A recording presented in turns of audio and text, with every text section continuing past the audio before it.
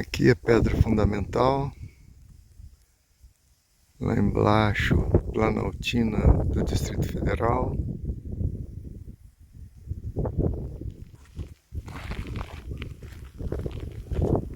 Aqui os bairros da periferia.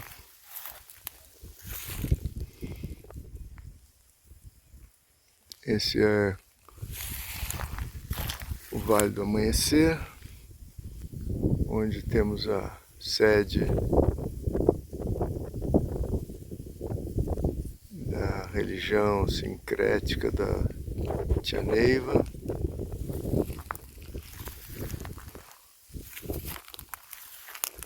No fundo as Chapadas, e ali começa a Fazenda Roda e Cruz, com o nosso primeiro monumento, chamado Democracia do Futuro, ou O Sonho Visão de Dom Bosco.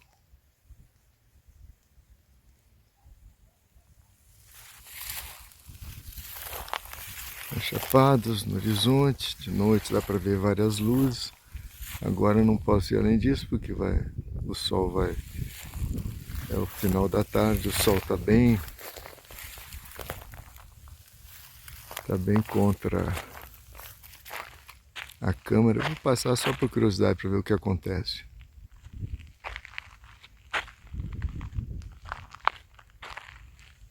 Então, e assim vamos adiante.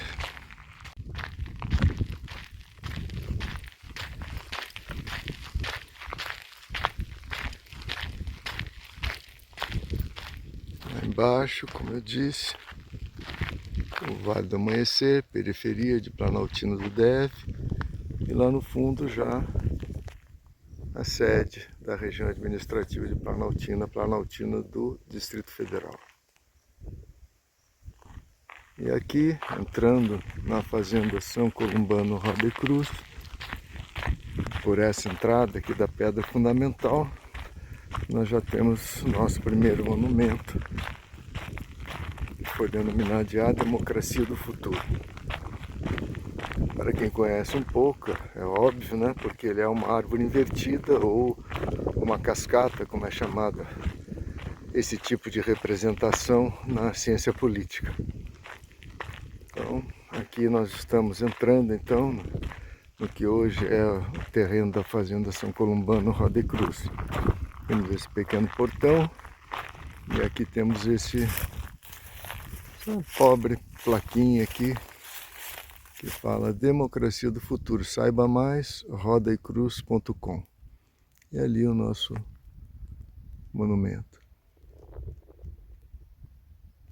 Lá em cima do monumento nós temos um pequeno cristal de rocha e de manhã cedo e agora ao cair da tarde, vocês podem ver, ele fica com aquele efeito luminoso lá em cima. O outro dia eu cheguei aqui e os bicicleteiros me perguntaram como vocês colocaram aquela lâmpada lá em cima. E eu nem não havia reparado esse efeito ainda, né? Aí eu disse, mas não tem lâmpada. Então fica, olha lá, como se tivesse uma lâmpada lá em cima. Na verdade é só a difração da luz, o cristal de rocha que tem lá em cima provoca esse efeito, né, luminoso interessante, que não foi planejado. Para quem também tem curiosidade, a angulação dessas pequenas pirâmides, da pirâmide maior, que forma essa árvore invertida, ou uma cascata, como chama na ciência política, a gente procurou imitar, fazer a mesma angulação daquela pirâmide, da grande pirâmide do Egito. Então, os estudiosos afirmam, né, que se cria um campo de força muito interessante, que a gente espera que possa contribuir de alguma maneira com as pessoas que venham até aqui para, enfim, seja para aproveitar o tempo, para meditarem, para pensarem nas suas dificuldades. A gente espera que isso, mais o auxílio dos seres angélicos e as formas, pensamento que nós aos poucos estamos semeando nesse lugar, é o que eu chamo de construção invisível desse lugar, né?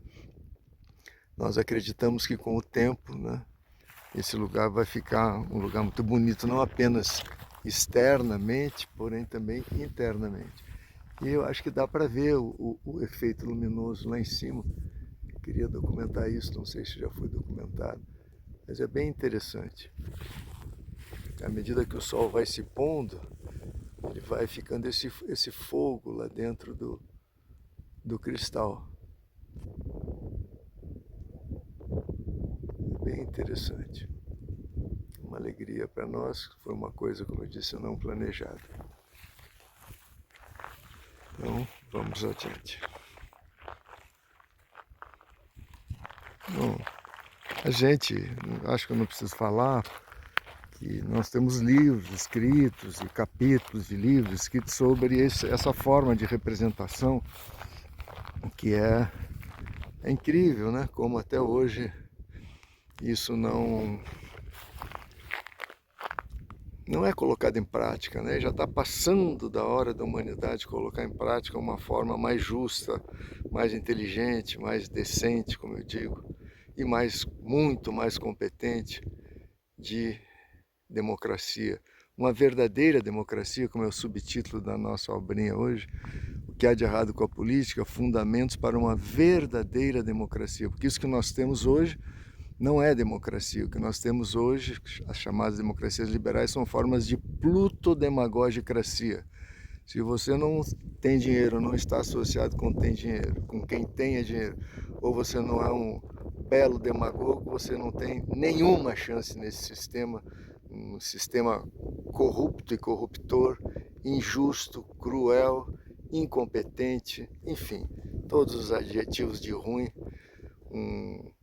diria um grande ser, um modelo acabado do reino universal de Satã. Não gosto muito de usar essas expressões assim meio, mas merece essa horrorosa democracia que está aí. Agora, justiça seja feita, como disse o Winston Churchill, né? A democracia é o pior dos sistemas políticos, com exceção de todos os outros que foram inventados até agora.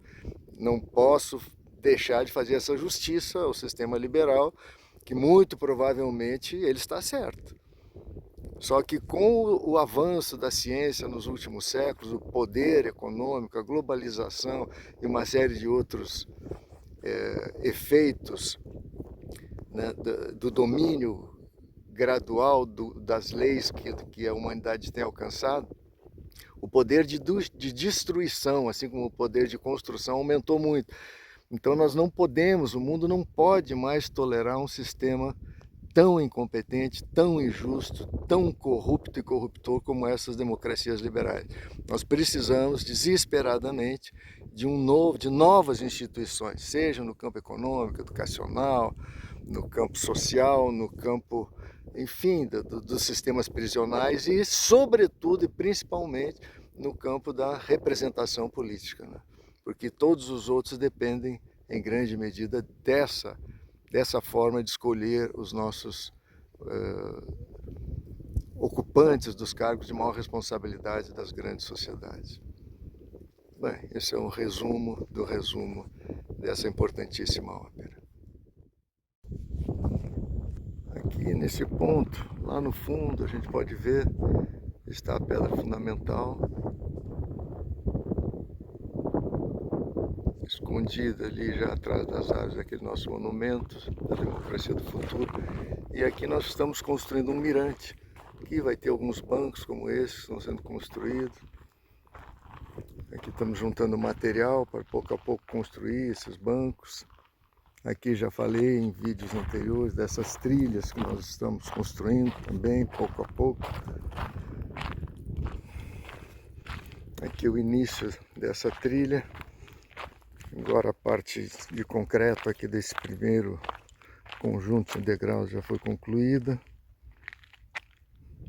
Lá a sede da Chácara 4. Os portões principais da fazenda lá embaixo. Aqui o morro, que nós chamamos o Morro da Roda e Cruz. Talvez aqui no futuro seja construída uma sede para todos esses trabalhos que nós chamamos da Roda e da Cruz.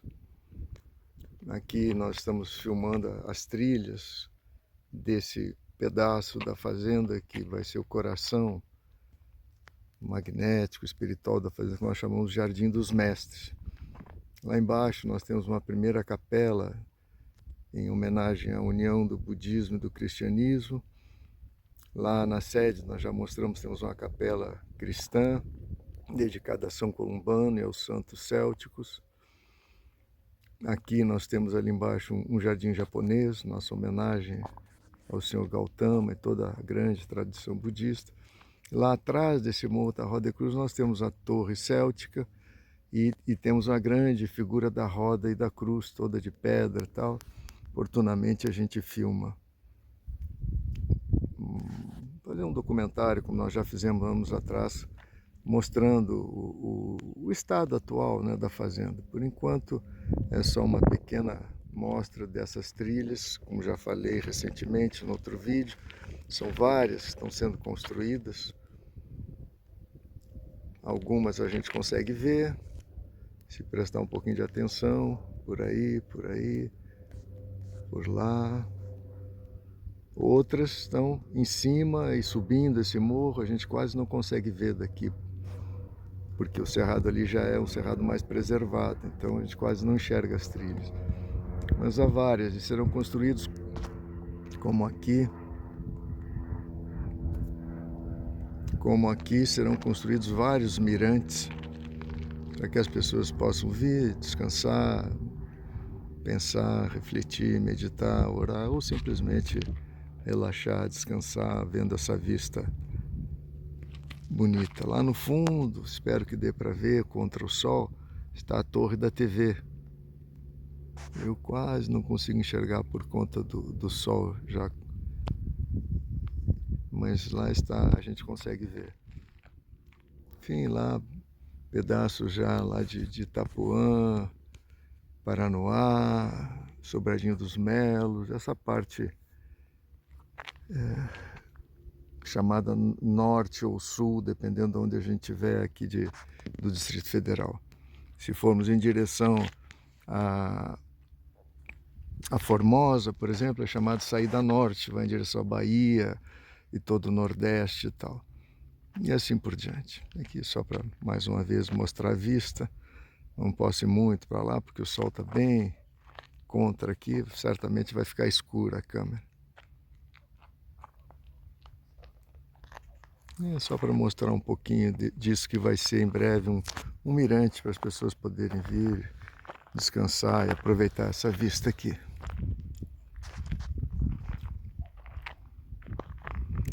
Importante aproveitar esse momento para falar porque essa fazenda ela tem a denominação de aspectos religiosos da vida, né? São Columbano, a roda, que é o budismo, e a cruz, que é o cristianismo. E São Columbano representando todo aquele momento lindo do cristianismo que é chamado cristianismo céltico, né? Muito pouco conhecido aqui na nossa parte do mundo, né? Mas por que isso? Por que essa ênfase? Se eu sou um cientista, se de um lado a gente está falando da democracia do futuro, enfim, com todo demonstrações empíricas das teses que nós procuramos enfatizar, né? Porque aqui há uma ênfase toda especial na religião. O resumo dessa importantíssima ópera é que o mundo precisa desesperadamente de verdades metafísicas, que estão além do que o método convencional da ciência pode alcançar. O grande ser que praticamente nos deu para a humanidade o método científico, que foi Francis Bacon, que existem trabalhos em uma sociedade inteira, seríssima na Inglaterra, mostrando que ele foi o autor, por exemplo, das obras do Shakespeare. Sendo assim, ele praticamente foi quem deu a pá de cal, a formatação final disso que hoje é praticamente a língua mundial, né? Que é o inglês. Enfim, ele nos deu também o método científico. Uma das suas obras principais se chama Do Avanço e da Proeficiência do Conhecimento Divino e do Conhecimento Humano. O que ele chama ali nessa obra, lá do século 1600 e qualquer coisa, início do século 17, ele chama de conhecimento humano, é um método científico numa belíssima exposição que ele faz nessa obra. Mais adiante, numa outra obra, numa etapa já posterior da sua vida, ele escreve um novo órgão, enfim, uma outra obra, tirando dúvidas e aprofundando alguns aspectos da metodologia científica, né? Bem, como ele diz nessa obra que eu citei, do avanço da proeficiência do conhecimento divino e humano, ele diz, olha, essa é a ciência, entendeu? Esse é o conhecimento humano, que pode nos trazer poderes extraordinários, né? Agora, ele diz, esse método não pode sequer dirigir a si próprio. É fantástico isso, né? A sabedoria desse ser. O que ele quer dizer com isso? Que a ciência, como todo instrumento, por mais poderoso que ele seja, ele não pode dirigir a si próprio. Vou dar um simples exemplo. A decisão das prioridades, onde a gente deve primeiro direcionar a metodologia da ciência, quais são os conhecimentos mais necessários, prioritários. Não há nada na ciência em si que possa decidir isso. Isso é uma questão ética, uma questão de valores. E se é uma questão ética, uma questão de valores, depende fundamentalmente de noções metafísicas, sobretudo do que é o ser humano. Que uma sociedade humana é uma sociedade de seres humanos, obviamente. Não é uma sociedade de formiga nem de pássaros, entendeu? Então, se a minha noção metafísica do que é o ser humano, né? Se ele é uma coisa meramente uma carga genética e as suas experiências de vida, ou se ele tem algo mais do que isso, quais são as suas capacidades de conhecimento, enfim, toda a noção ética, os principais valores, princípios éticos, depende de noções metafísicas. Como eu cito em várias obras, o conhecido autor F. Schumacher, autor daquele best-seller Small is Beautiful, ele tem frases preciosas que sintetizam muito bem isso, dizendo que todos os conhecimentos são como raios emanando de um sol. Esse sol, eles se unem nesse centro, esse sol são as ideias mais importantes, aquelas que têm força realmente para formatar as nossas vidas. Essas ideias são princípios metafísicos e éticos. Se nós não tivermos proeficiência no que diz respeito à ética e à metafísica, da qual a ética obviamente depende, como eu tentei rapidamente mostrar, e portanto a própria ciência depende fundamentalmente disso, de ideias metafísicas e éticas. Isso é uma obviedade, só as pessoas muito tolas não enxergam isso, né? Muito tolas mesmo, como são, infelizmente, a grande maioria das nossas elites hoje. É o que eu chamo de a miséria das nossas elites, né? Elas são dominadas pelo cientificismo, que de um modo geral descamba para um igualitarismo, que é uma coisa catastrófica, é o que na mitologia grega se chama de Procrustes, aquele bandido horroroso que se fazia de bonzinho, né? Se fazia de bonzinho e convidava as pessoas, né? Porque na Grécia isso é muito importante, na mitologia grega, todos os deuses enfatizam você ser cordial com os viajantes, etc., com os estrangeiros. Então ele se fazia de bonzinho, não, durma aqui e tal. A pessoa de boa fé dormia. De noite, o que o Procrustes fazia? Se a pessoa fosse menor que a sua cama, ele arrebentava, esticava a pessoa para ela ficar do tamanho da cama. Se a pessoa fosse maior, ele cortava um pedaço, ou o pé, ou a cabeça, o que fosse, para ficar do tamanho da cama. Ou seja, era um monstro, aterrador. Isto são as ideias dominantes na nossa época. Igualitarismo, perverso, cruel, enfim, monstruoso que domina a nossa época e que está levando o mundo para catástrofes inimagináveis. Isso que nós estamos vendo de pandemias, de ciclones isso, ciclone aquilo, mudanças climáticas, isso aí é o cafezinho, é o aperitivo para as tragédias que virão, se nós continuarmos nessa loucura em que estamos seguindo ano após ano, década após década, século após século. A humanidade não aguenta mais isso. O planeta não aguenta mais isso e as pessoas acham que isso tudo bem, a ciência vai resolver. Não vai resolver. Não vai resolver. A ciência é um instrumento e, como todo instrumento, ele pode ser usado como está sendo usado para construir maravilhas e para construir monstruosidades. Há necessidade de proeficiência no que Francis Bacon chamou de a ciência divina. Ou melhor, ele chama o conhecimento divino. Do avanço e da proeficiência do conhecimento divino e humano. Bem, por isso, minha gente, nós procuramos aqui nesse trabalho também dar uma ênfase toda especial para a questão metafísica. Ou nós passamos a ter uma religião decente nesse mundo, ou religiões, na verdade, porque todas elas, quando bem interpretadas, grandes tradições religiosas, cristianismo, budismo, hinduísmo, shintoísmo, judaísmo, enfim, taoísmo, confucionismo, todas essas, zoroastrianismo, islamismo, todas essas grandes tradições, quando bem interpretadas, elas conduzem à mesma verdade, os grandes princípios.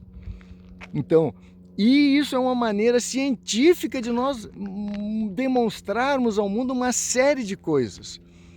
Por exemplo, que o ser humano é mais do que uma mera carga genética e suas experiências de vida.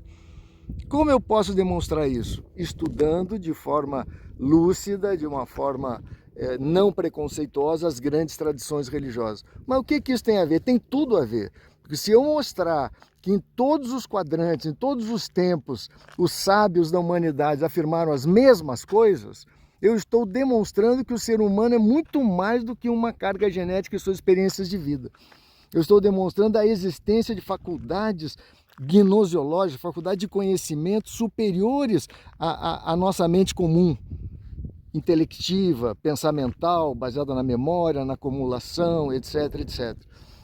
Não é por acaso que um grande sábio e filósofo desse nosso século passado, o senhor Jiddu Krishnamurti, disse que todo conhecimento pensamental está dentro do campo da ignorância. Num ponto de vista filosófico profundo, ele está absolutamente correto. Para um pensador que mereça esse nome, né? Aliás, homem vem disso, né? Do sânscrito manas, man, quer dizer, o pensador. Então a pessoa só se torna um ser humano de verdade quando ele se torna um pensador de verdade. E um pensador de verdade, isso deveria ser uma obviedade, que todo pensamento está baseado numa comparação que os antigos gregos, por exemplo, chamavam de dialetização do mundo. Ou seja, eu separo o mundo pela comparação, pela memória. E o que é pior, eu comparo o quê? Imagens, conceitos. O pensamento nunca toca coisa, como o Sr. Krishnamurti não deixa de falar, mas não deixou de falar ao longo de grande parte da sua vida, né? O pensamento nunca toca a realidade das coisas. Então eu vou ser cético. Né? A posição filosófica vai ser dos velhos ceticistas gregos, né? Ou sofistas. Tal. Se existe a verdade, o ser humano não pode tocá-la. Não pode se não houvesse faculdades de conhecimento que transcendem, que vão além do pensamento discursivo. Só que o ser humano possui, ainda que de uma forma latente, essas faculdades. E chegou a hora da humanidade acordar para isso. O Sr. Krishnamurti passou a vida inteira, e outros autores de várias tradições, como Rumi, como Ramakrishna, enfim, poderia citar, infelizmente não são muitos, mas poderia citar vários, né? Ramana Maharshi, enfim, vários pensadores, né, que procuraram trazer à humanidade essa noção de que o ser humano é mais do que uma mera capacidade de conhecimento pensamental. Por que isso é importante? É importante porque eu posso unir, num campo suprapensamental, posso unir um conhecimento divino. Conhecimento humano será amparado por um conhecimento divino. Não tenho tempo aqui, numa breve filmagem dessa, de aprofundar isso. Mas se alguém ler, se interessar por isso, leia, por exemplo, a obra A Roda e a Cruz, uma introdução ao cristianismo budista. Está de graça na internet. Aqui não é comercial, essas igrejas, nem vou adjetivar que estão por aí, né? Com sacerdotes assalariados e etc. Não. Aqui a coisa é de graça, porque o que de graça recebemos, o de graça temos que dar ao mundo, entendeu? E essas questões que tocam o conhecimento divino não se prestam para comércio. Bem, isso é um resumo, de novo, de um resumo dessa ópera, de por que aqui na Fazenda São Columbano Roda e Cruz uma ênfase toda especial dada a um resgate, né, de uma interpretação religiosa das grandes escrituras religiosas do mundo de uma forma lúcida. Como disse o apóstolo Paulo, a letra, uma leitura literal, uma leitura superficial, que toda leitura literal das grandes escrituras é uma leitura superficial, mata em primeiro lugar a compreensão profunda, inteligente, espiritual do que sejam essas escrituras e, por via de consequência, leva à guerra, à dor, às catástrofes. Então, é isso, pessoal, que essa beleza desse lugar possa, de alguma maneira,